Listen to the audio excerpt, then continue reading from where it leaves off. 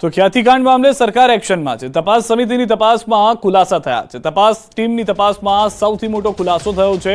જરૂર ન હોવા છતાં 7 લોકોના ઓપરેશન કરાયા। 7 લોકોની એન્જિયોપ્લાસ્ટી કરવામાં આવી, જેનો ખુલાસો થયો। ખોટી રીતે મેડિકલ કેમ્પ કરીને 19 લોકોને લવાયા। તમામ દર્દીઓની મેડિકલ સ્થિતિ સમિતિએ ચેક કરી। દર્દીઓને એન્જિયોપ્લાસ્ટીની જરૂર જ ન હોવાનો ખુલાસો થયો। ડોક્ટરનું લાયસન્સ રદ થશે, હોસ્પિટલની પરમિશન પણ રદ કરાશે। મેડિકલ બેદરકારીથી પણ આગળનું કૃત્ય કલમ 105, 336 અંતર્ગત રાજ્ય સરકાર ફરિયાદ કરશે। મેડિકલ કાઉન્સિલ દ્વારા પણ આ મુદ્દે તપાસ થશે। આ હોસ્પિટલના તમામ કેસોની ફરીથી સમીક્ષા થશે। આ હોસ્પિટલના વ્યક્તિઓએ ખોટી રીતે બોરીસણા ગામે જઈ એક કેમ્પ પ્રકારે એનરોલમેન્ટનો કાર્યક્રમ કર્યો અને એ પછી એ ગામમાંથી 19 વ્યક્તિઓને પરમ દિવસે ખ્યાતિ હોસ્પિટલ ખાતે લાવવામાં આવ્યા હતા। 19 પૈકી 7 વ્યક્તિઓને એન્જિયોપ્લાસ્ટી કરવામાં આવી। 7 વ્યક્તિઓને અમારા દ્વારા જે પૈકી 2 વ્યક્તિઓના મરણ થયા। તપાસ સમિતિના ડોક્ટરોએ એ તમામ કેસ પેપર્સનું રિવ્યૂ કર્યો। રિવ્યૂ પરથી ધ્યાને આવ્યું કે જે 7 વ્યક્તિઓને એન્જિયોપ્લાસ્ટી કરવામાં આવી, ખરેખર એમને ક્લિનિકલી એમને જે સમસ્યા રજૂ કરી હતી એના સંદર્ભમાં અથવા જ્યારે એન્જિયોગ્રાફી કરી એ વખતે અંદર હૃદયનું જે ચિત્ર દેખાયું એના સંદર્ભમાં ખરેખર પ્લાસ્ટી કરવાની જરૂરત હતી નહીં। એક, ખ્યાતિ હોસ્પિટલને તાત્કાલિક ધોરણે PMJYમાંથી DM પેનલ કરી છે, ડિબાર કર્યા છે એમને। 2, આ હોસ્પિટલના માલિક જે હોય અગર એ અન્ય કોઈ પણ હોસ્પિટલમાં હિત ધરાવતા હોય તો એ બીજી હોસ્પિટલ સામે પણ પગલાં લેવામાં આવશે। 3, આ જે એન્જિયોગ્રાફી અને એન્જિયોપ્લાસ્ટી કરનારા જે ડૉક્ટર છે એ ડૉક્ટર PMJY અન્વયે અન્ય કોઈ પણ જગ્યાએ એ માન્ય ડૉક્ટર તરીકે ગણવામાં આવશે નહીં। 4, જરૂરિયાત વગરની સારવાર કરી અને સારવાર પછી યોગ્ય કાળજી ન લેવાના લીધે 2 વ્યક્તિઓના મૃત્યુ થયા છે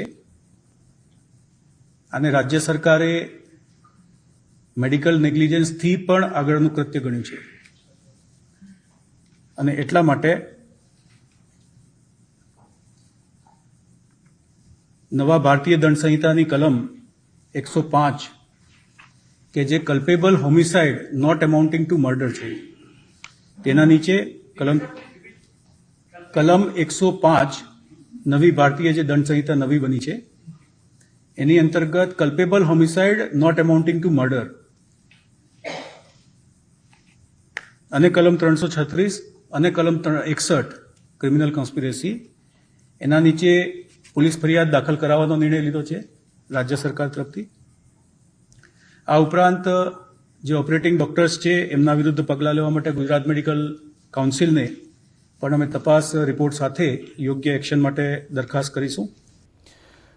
દર્દીઓને UN મહેતા લઈ જવાયા છે। વસ્ત્રાપુર પોલીસ દર્દીઓને UN મહેતા લઈ ગઈ છે। બોરીસણાના દર્દીઓને ચેકઅપ માટે લઈ જવાયા છે। તમામ 12 દર્દીઓને UN મહેતા લઈ જવાયા છે। તમામ દર્દીઓને મેડિકલ ચેકઅપ માટે જ બોલાવાયા હતા પોલીસ સ્ટેશન। પેશન્ટની શું કન્ડિશન છે, આગળ જે કંઈ એમની તપાસ થઈ, એન્જિયોગ્રાફી એન્જિયોપ્લાસ્ટી થઈ, એ કયા કારણથી કરવામાં આવી અને અત્યારે હાલમાં પેશન્ટને કોઈ તકલીફ છે કે શું છે ને આગળ કંઈ સારવારની જરૂર છે કે શું, એ રિપોર્ટ તૈયાર કરવામાં આવશે। અચ્છા, રાજ્ય સરકારથી કોઈ સૂચના આપવામાં આવી છે દર્દીને સારવારને લઈને, તો કોઈ રિપોર્ટ જમા કરવામાં આવે? રિપોર્ટ અમે બધા પેશન્ટનો ઇન્ડિવિજ્યુઅલી જમા કરીશું। અમદાવાદની ખ્યાતિ હોસ્પિટલનો વધુ એક વિવાદ જોવા મળ્યો છે। 26 સપ્ટેમ્બર 2022માં ગાંધીનગરના શેરથા ગામમાં ખ્યાતિ હોસ્પિટલ દ્વારા મેડિકલ કેમ્પનું આયોજન થયું હતું, જેમાં પિતાને ગુમાવનાર પરિવારે ન્યૂઝ 18 ગુજરાતીને આપવીતી જણાવી। 2022માં ખ્યાતિ હોસ્પિટલે કરેલા કેમ્પમાં 17 લોકોને ઓપરેશન માટે સલાહ આપવામાં આવી। આયુષ્માન કાર્ડ અંતર્ગત જેમના કાર્ડ વેલિડ થયા એટલા દર્દીઓને લઈ જવાયા હોવાનો પરિવારે આક્ષેપ કર્યો। જતીન પટેલના પિતા કનુભાઈ પટેલનું 28 તારીખે ઓપરેશન કરવામાં આવ્યું અને માત્ર 3 દિવસમાં તેના પિતાનું મૃત્યુ થયું। પરિવારજોને કહ્યું કે ઓપરેશન સક્સેસ નહોતું ગયું, છતાં હોસ્પિટલ સત્તાવાળાઓએ સ્વીકાર્યું નહીં। પિતાના મોત પાછળ ખ્યાતિ હોસ્પિટલની બેદરકારી જવાબદાર હોવાનું પરિવારજનોએ જણાવ્યું। 26 સપ્ટેમ્બર 2022 અમદાવાદમાં રહેતો પટેલ પરિવાર આ વાતને, આ તારીખને ક્યારે નહીં ભૂલી શકે. આ વાત જોડાયેલી છે ખ્યાતિ હોસ્પિટલ સાથે. વર્ષ 2022માં કનુભાઈ પટેલ એક એવા વ્યક્તિ છે કે જેમણે ખ્યાતિ હોસ્પિટલમાં ઓપરેશન કરાવ્યું અને આ ઓપરેશનનું પરિણામ શું આવ્યું, તેમના પુત્ર છે મારી સાથે જતીનભાઈ પટેલ, તેમની સાથે વાત કરીશું. જતીનભાઈ, આખી કહાની 2022થી શરૂઆત થઈ છે, એમાં પણ નામ ખ્યાતિ હોસ્પિટલનું, આખી વાત કહેશો. સપ્ટેમ્બર 2022માં 26 તારીખે શેરથા ગામ ખાતે કેમ્પ યોજવામાં આવ્યો હતો અને એ કેમ્પ દ્વારા બધાને ત્યાંથી તપાસ કરીને ECG નોર્મલ ટેસ્ટિંગ કરીને બધાને ખ્યાતિ હોસ્પિટલ ખાતે લાવવામાં આવ્યા અને ત્યાં એમના બધાને બીજા દિવસે એન્જિયોગ્રાફી કરીને જે લોકોનું એન્જિયોપ્લાસ્ટી કરવાનું થતું હતું એ લોકોને રાખવામાં આવ્યા. ઓપરેશન કર્યા પછી 3 દિવસ પછી એમને દુખાવો ઉપડ્યો અચાનક સવારમાં, અને સવારમાં જ્યારે દુખાવો ઉપડ્યો ત્યારે એમને 108 દ્વારા સિવિલ ગાંધીનગર ખાતે લઈ જવામાં આવ્યા. ત્યાં નોર્મલ બીપીનું ચેકિંગ કરીને એમને છોડી દેવામાં આવ્યા. જ્યારે હું ખ્યાતિ હોસ્પિટલ લઈ જવા માટે આવ્યો હતો ત્યારે રસ્તામાં સિવિલથી નીકળતા 1 જ કિલોમીટરની અંદર એમને હાર્ટ એટેક આવી ગયો અને એક્સપાયર થઈ ગયા. 28 તારીખે જે ઓપરેશન થયું હતું ને માત્ર 2-3 દિવસના ગાળાની અંદર જ તેમના મૃત્યુના સમાચાર મળ્યા. હા, એવું 1-10 તારીખે જ અમારો 3 દિવસની અંદર જ હાર્ટમાં પ્રોબ્લેમ થયો ઓપરેશન કર્યા પછી, એટલે એમનું આ ડેથ થઈ ગયું. એટલે આ ઓપરેશન સક્સેસ ના કહેવાય કે ગમે તે હોય, પણ આ કામ બરોબર નથી. એનું પરિણામ અત્યારે આપણે જોઈ રહ્યા છીએ કે લોકો અત્યારે એમની હોસ્પિટલમાં બી ડેથ થઈ ગઈ એમની. એટલે આ બહુ ખોટું ચાલી રહ્યું છે. હોસ્પિટલની બેદરકારી નહીં, હોસ્પિટલ ખાલી એમનો પૈસા ભેગા કરવાનો આયુષ્યમાન કાર્ડમાંથી આ એક બિઝનેસ ચાલતો હોય એવી રીતે લોકોને લાવવાના અને આવી રીતે બધાને એન્જિયોપ્લાસ્ટી કરીને યમરાજની જેમ કામ કરવાનું કે ભાઈ લોકોનું જે થવું હોય થાય, આપણે પૈસા કમાવાના આયુષ્યમાન કાર્ડમાંથી. સરકારે આપણને ફેસિલિટી આપી છે તો એ લોકો માટે નહીં, પણ આપણે એને કેવી રીતે ઉપયોગ કરવો ફેસિલિટીનો, એવી રીતે અમને આ ધંધો એક ચાલુ કર્યો છે. અચ્છા જતીનભાઈ, તમારો કેસ પણ ખાસ કરીને તમારા પિતાશ્રીનો, એમાં પણ આયુષ્યમાન કાર્ડનો વપરાશ થયો હતો? હા, આયુષ્યમાન કાર્ડમાં જ એમને કરવામાં આવ્યું હતું. બધા લોકોનું કામ ભાઈ આયુષ્યમાન કાર્ડમાં જ થયું હતું. આયુષ્યમાન કાર્ડ સિવાય કોઈનું કામ થયું નહોતું ને કર્યું નહોતું. બિલકુલ. આપ ઉપર તસવીર જુઓ, કનુભાઈ પટેલ કે જેવો આ પરિવારના સદસ્ય હતા, ગાંધીનગરના શેરથા ગામમાં રહેતા હતા અને ખ્યાતિ હોસ્પિટલ દ્વારા ઘર આંગણે કેમ્પ આવ્યો એટલે ગામના તમામ લોકો એકત્ર થયા. બધા કેમ્પમાં ગયા પણ ખરા અને 17 લોકોને એવું કહેવામાં આવ્યું કે તમારે તો ખૂબ જ જરૂર છે, તાત્કાલિક સારવારની જરૂર છે, એટલે ગાંધીનગરથી ઘર આંગણે જો વ્યવસ્થા મળતી હોય ને અમદાવાદ જઈને વ્યવસ્થામાં ખાસ કરીને હોસ્પિટલ જ તમામ ખર્ચ ઉપાડવા તૈયાર હોય આવવા જવાનો, તો તમામ લોકો છે તેઓ ગામના લોકો ભોળવાઈને તેઓ અહીં આવ્યા તેવું તેમનું કહેવું છે, આ પરિવારના લોકોનું. અને તેમાંથી કનુભાઈ પટેલ, તેમનું મૃત્યુ માત્ર 3 જ દિવસથી થઈ ગયું અને 3 દિવસમાં મૃત્યુ થવાને કારણે આજે આ પરિવાર એ વાતને યાદ કરીને પસ્તાઈ રહ્યો છે કે જો એ દિવસે તેઓ ખ્યાતિ હોસ્પિટલમાં પોતાના સ્વજનને ન મોકલ્યા હોત તો આજે કદાચ તેમની વચ્ચે તેમના સ્વજન હોત. કેમેરા પર્સન અમિત શર્મા સાથે દીપિકા ખુમાર, ન્યૂઝ 18 ગુજરાતી, અમદાવાદ. અને હવે વાત વાવમાં કોનો વટ પડશે એની.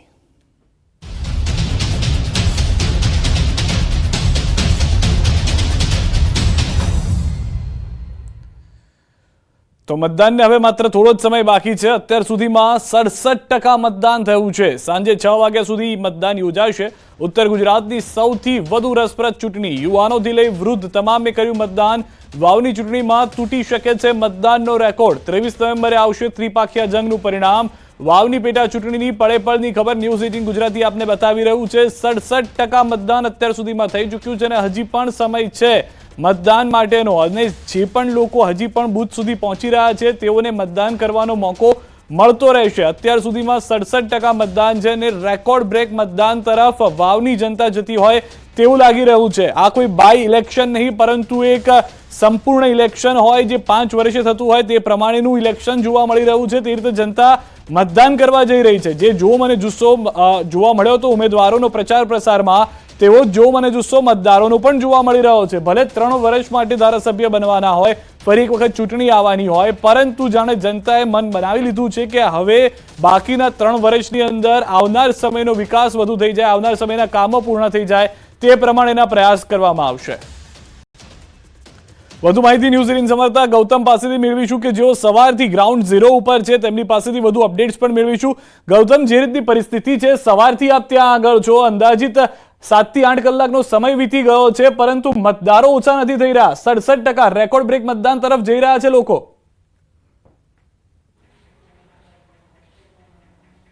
ચોક્કસથી આ બેઠકની તાસીર રહી છે કે 70%થી વધારે મતદાન થાય તે પ્રકારના આંકડા જે છે તે દર્શાવે છે. 2012ની વાત કરીએ તો 2012ની અંદર 77% જેટલું મતદાન આ બેઠકની અંદર થયું હતું. ત્યારબાદ 2017ની અંદર વાત કરીએ તો 81% જેટલું મતદાન થયું હતું, અને 2022ની વાત કરીએ તો 74% જેટલું મતદાન જે છે તે આ બેઠકની અંદર થયું હતું.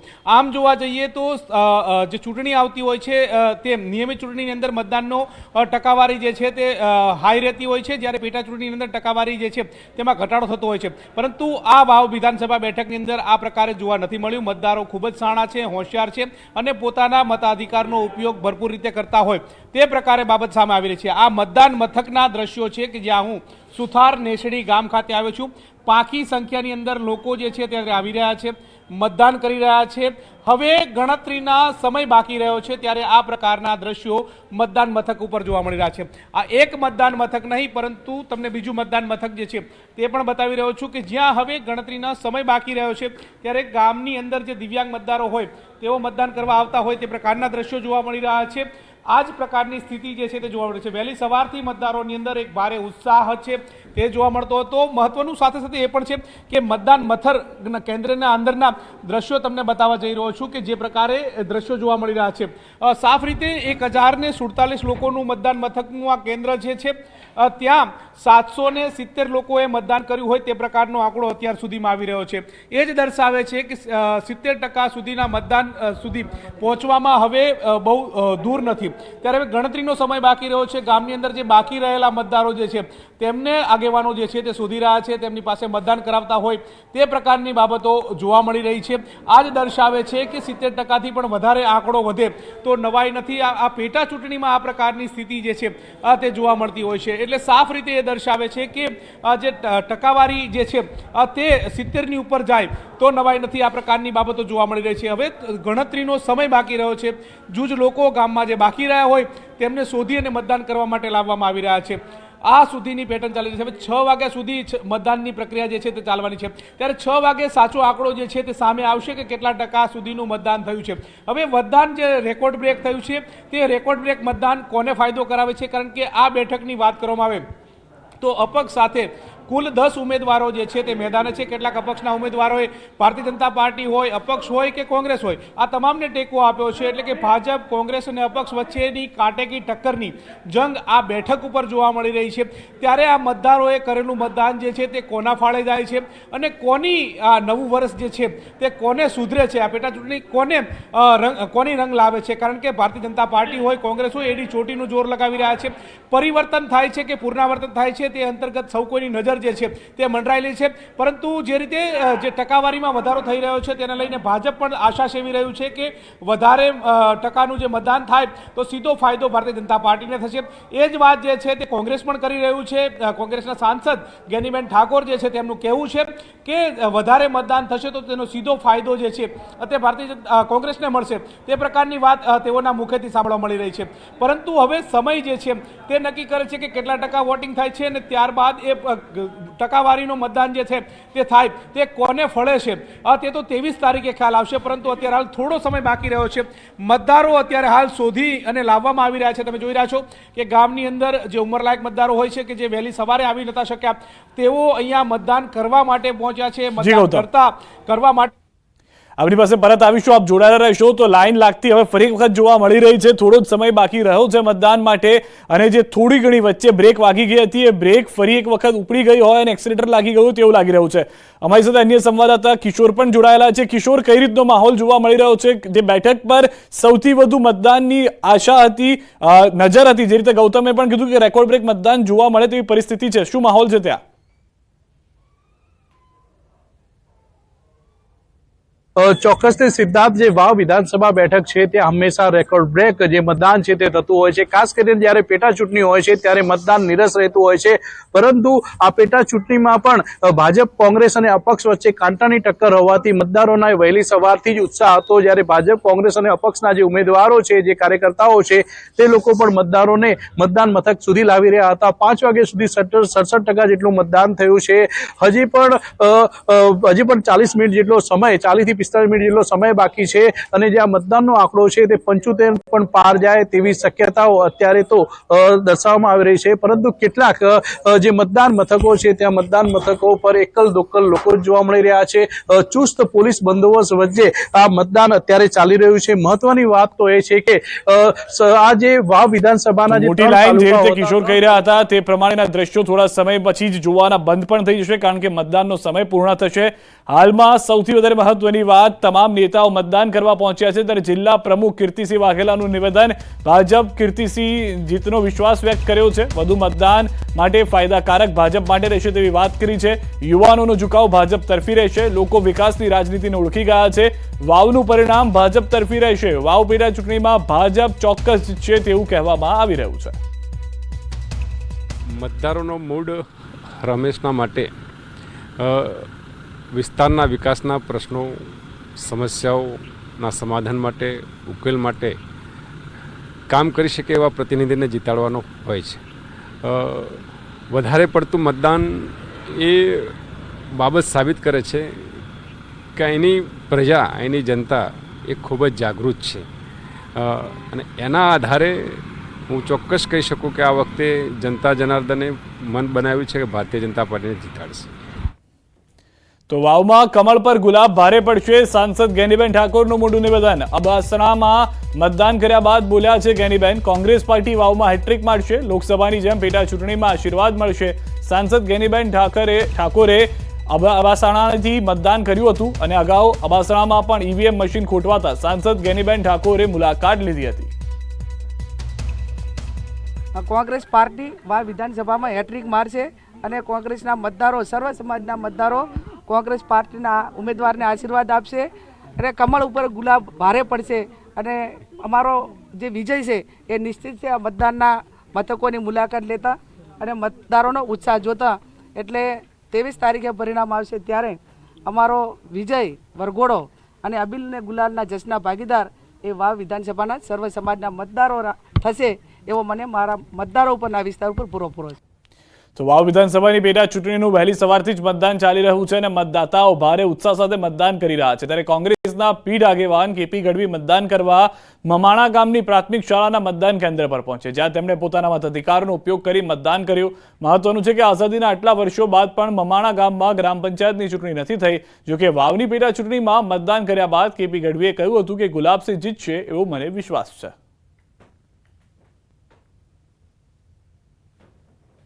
અત્યારે અમે સુઈગામ તાલુકાના મમાણા ગામમાં છીએ. આ એવું ગામ છે કે આજ સુધી આ ગામમાં સરપંચની ચૂંટણી યોજાઈ નથી. અત્યારે મારી સાથે ગેનીબેન અને ગુલાબસિંહના રાજકીય ગુરુ જે છે કેપી ગઢવી વાત કરીશું તેમના જોડે. સાહેબ, આપ રાજકીય ગુરુ રહ્યા છો, ગેનીબેન હોય કે ગુલાબસિંહ બંનેના સાથે પણ રહ્યા છો, શું લાગે છે આ વખતે લોકોને શું અપીલ કરવામાં આવે છે?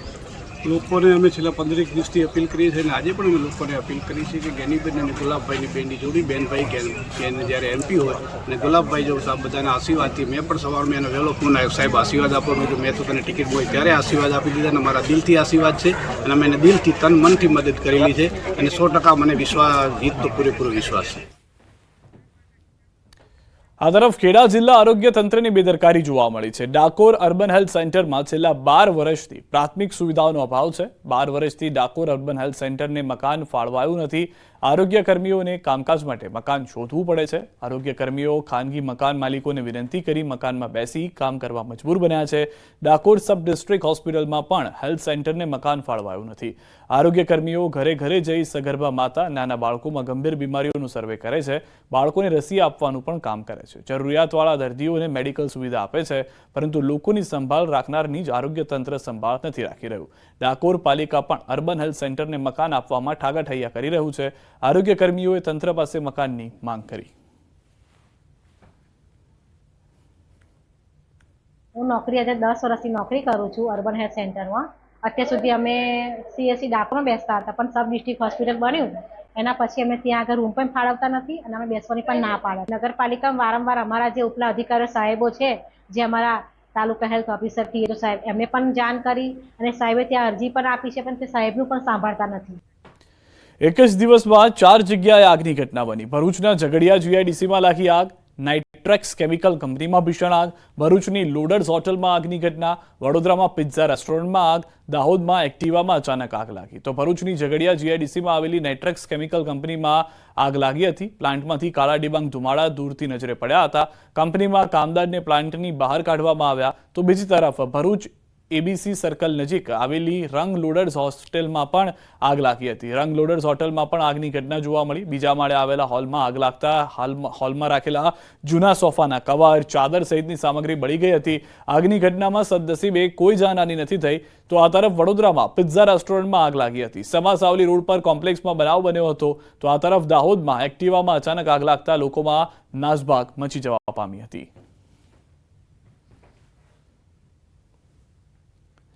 તો વડોદરા શહેર અને જિલ્લામાં કારમાં આગ લાગવાની 2 ઘટના. શહેરના ગોરવા તેમજ કરજણના હંદોડ ગામે કારમાં લાગી હતી આગ. આગની બંને ઘટનામાં કાર બળીને ખાક. સદનસીબે ઘટનામાં કોઈ જાનહાની નહીં. શહેરના સમા વિસ્તારમાં કારમાં આગ લાગી હતી.